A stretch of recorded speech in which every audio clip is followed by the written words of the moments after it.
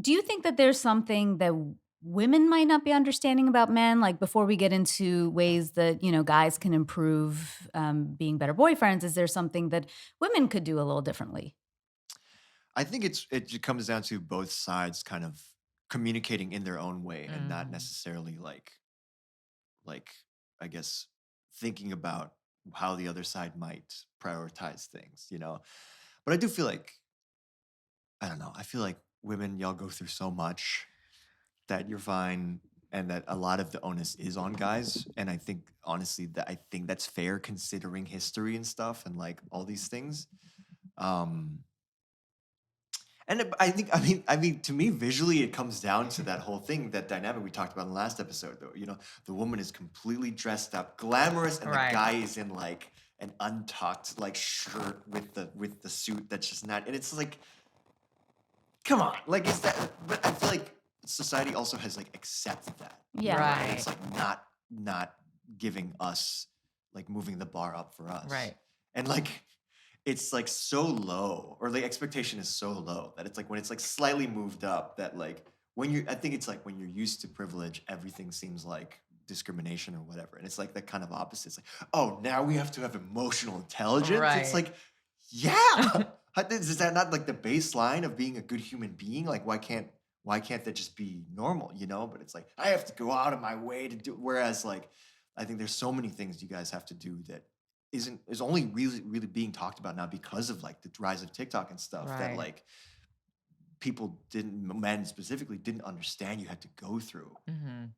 Yeah, I do think that women tend to take on a lot more burden in the relationship, but I do think like learning to communicate or really learning that the other person is not psychic, I think is like a big one. Yes. I Yeah. do think before you get angry, communicating it along the way, because sometimes we're thinking something and going, well, it's right in front of you. Why wouldn't you understand that this is what I'm saying? But I've just learned you just have to say it. Yeah. And You really you Yes. just do. have to be Yes. like, this is how I like this. This Yep. is how I don't like this. Yeah. This is what I'm expecting on this day. So that they're not like, you guys aren't making it up in your head. Because Mhm. that often tends to be the thing. Like, I just didn't know. You didn't tell me. Yeah. And women feel like, well, why should I tell you? You should have thought about it. Right. Because we do. But, you know, it might be wiring. We're taught to think holistically about things, and guys tend to be a little bit more just like focused on what's in front of them. Yeah. So there's some working around that wiring for Yeah. sure. Yeah. Yeah. Let me ask you this. Mm. Do you think guys would ask more questions of a woman if they were more interested in her? Do you think it is a reflection of interest? Or are guys just like selfish as Well, here's another thing. Actually, you mentioned interest. Because sometimes there's that really terrible advice, I think, for both sides, where it's like you have to pretend you're not interested, Right. and it's like, what the fuck, Yeah. I know, yeah. we're hate so that shit. against that. right? And I think maybe that's part of that. I think it really comes down to each person, you know. So maybe the guy is just pretending not to be interested because that I don't know makes him seem like quote unquote higher value or whatever. Cool or There's whatever. that, or like Mhm. is maybe too nervous to ask questions. That could be a possibility. Yeah. I'm not forgiving or excusing any of these things, but I think these could be the potential reasoning behind it. Mhm. I don't know how one would. I think. I think it depends on the situation, but like as a woman in that situation, I feel like if it's nervousness, then maybe like Yeah. maybe helping to take the lead to offering some things about yourself. But if it's truly like, yeah, and I made like $6 million on crypto last week, kind of thing, like that kind of Yeah. guy, I think that's pretty obvious that like, okay, maybe just It's just like a narcissist thinking yeah, just about let this themselves. person go. Yeah. Yeah, just like But it is like for guys listening, like if maybe you might be the person that feels nervous in those situations, I Mhm. think it's good sometimes to prep questions in advance Yeah, that you might yeah, be yeah. thinking Yeah. because Yeah.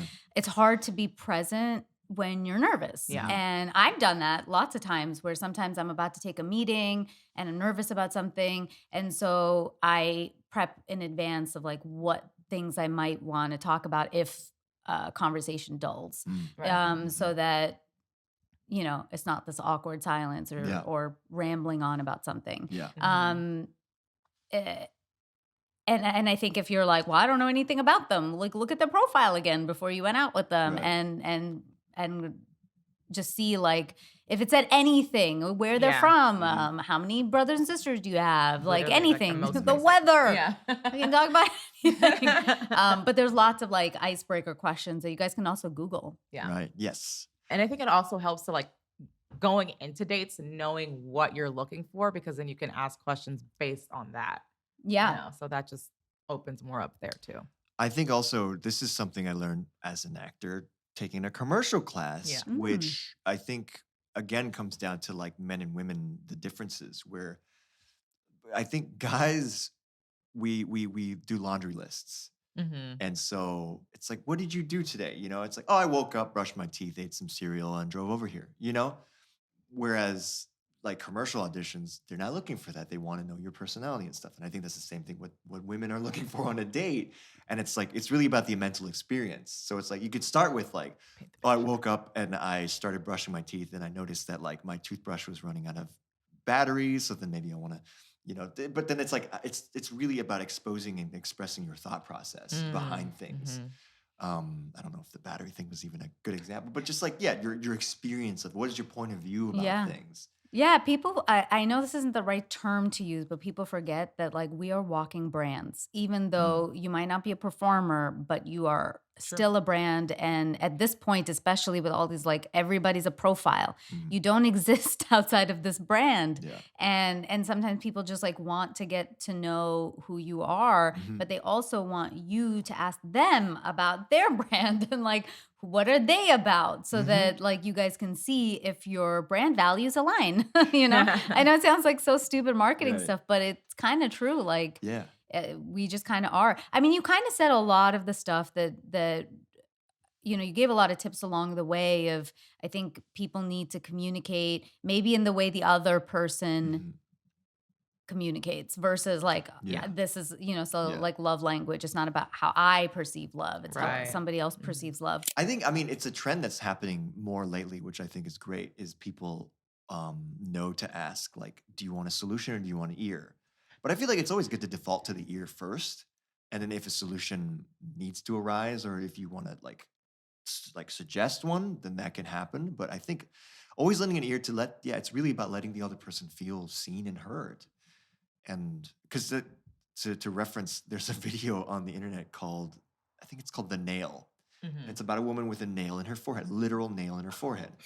And she wants to talk about the nail and how it makes her feel. And the guy wants to pull it out. Yeah. Yeah. And it's Mhm. like, but she doesn't want to pull it out. And he's like, well, if you just pull it out, and it's the stereotype, but I think it's important to, yeah, to try to just meet in the middle kind of situation. Mhm.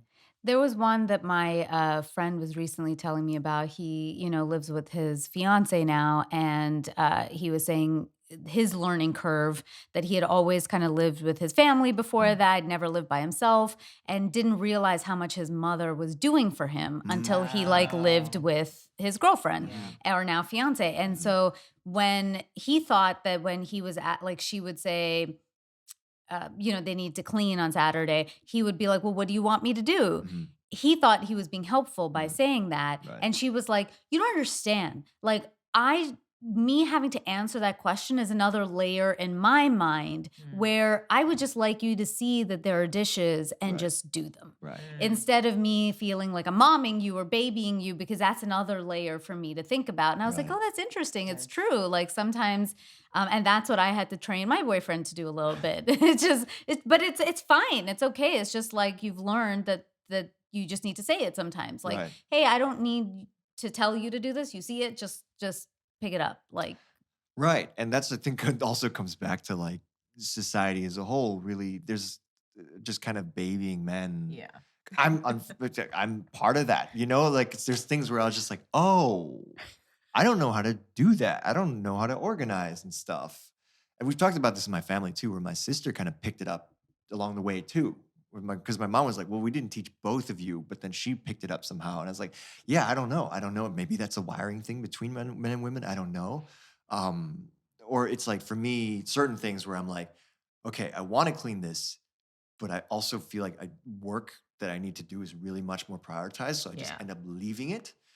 Um, but I think that also can, it's beyond that where I know there's certain cultures too where the babying of men is like the norm, and it's like this is just the norm. This is how we do Yeah. things.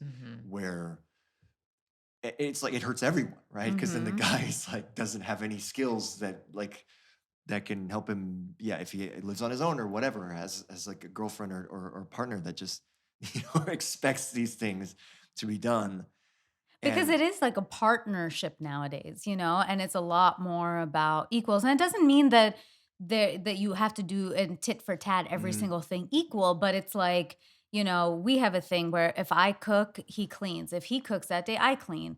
If I he does vacuuming because the vacuum's honestly really heavy. It's like basically the size of me. Mm. And it's my weight. So like I can't push that bitch around. So like he does that, but then I'll do the like certain cleaning that he doesn't do. Right. And then that's how you kind of offset it a little It's a bit. team. But we had to like talk it out Yeah. and be like, hey, I'm gonna do this, you do this.